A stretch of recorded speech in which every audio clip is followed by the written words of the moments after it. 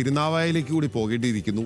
അവിടെ നിന്ന് നമുക്കൊപ്പം ചേരുന്നത് ശാന്തകുമാർ വെള്ളാലത്താണ്. ശാന്തകുമാർ, അവിടുത്തെ ബലിതർപ്പണ ചടങ്ങുകൾ എങ്ങനെയാണ് പുരോഗമിക്കുന്നത്? ഒരുപാട് പേർ എത്തുന്ന ഒരു പ്രധാനപ്പെട്ട തീർത്ഥ കേന്ദ്രമാണല്ലോ.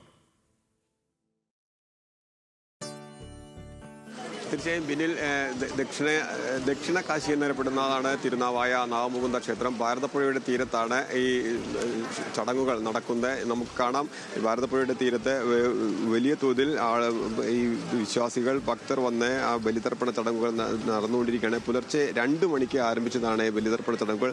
ഏകദേശം 16 കാർമ്മികളുടെ നേതൃത്വത്തിൽ ആണ് ഈ ചടങ്ങുകൾ നടക്കുന്നത്. ഒരേ സമയം 1200-ലധികം പേർക്ക് ഇരുന്ന് ബലിതർപ്പണം നടത്താനുള്ള സൗകര്യം ഈ ക്ഷേത്രം ദേവസ്വം ബോർഡ് ഒരുക്കിയിരിക്കുന്നത്. ഭാരതപ്പുഴയിൽ വലിയ തോതിൽ ഒഴുക്കുണ്ട്. അതിനുള്ള എല്ലാ സുരക്ഷാ ക്രമീകരണങ്ങളും ഒരുക്കി തന്നെയാണ് ഇത്രയും വലിയ തോതിൽ ഈ ബലിതർപ്പണ ചടങ്ങുകൾ പൂർത്തിയാക്കുന്നതിന് വേണ്ടിയുള്ള എല്ലാ സൗകര്യങ്ങളും ഒരുക്കിയിട്ടുള്ളത്.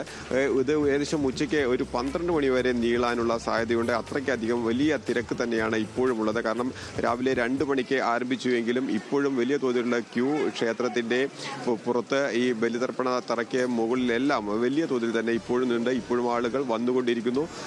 രാവിലെ മുതൽ തന്നെ വന്ന് ഈ ചടങ്ങുകൾക്ക് ഓരോ ഗ്രൂപ്പുകളായിരുന്നു കൊണ്ട് തന്നെയാണ് അവർ ഈ ചടങ്ങുകൾ പൂർത്തിയാക്കുന്നത്. അതിനുള്ള എല്ലാ തയ്യാറെടുപ്പുകളും തന്നെയാണ് നേരത്തെ തന്നെ ഈ ക്ഷേത്രം ദേവസ്വം ബോർഡും തയ്യാറാക്കിയിരുന്നു.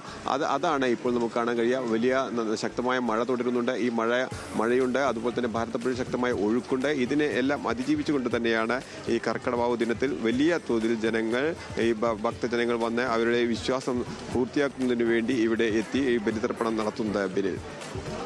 ശരി, ഓക്കെ. ശാന്തകുമാർ വെള്ളാലത്താണ് നമുക്കൊപ്പം തിരുനാവായയിൽ നിന്ന് ചേർന്നത്.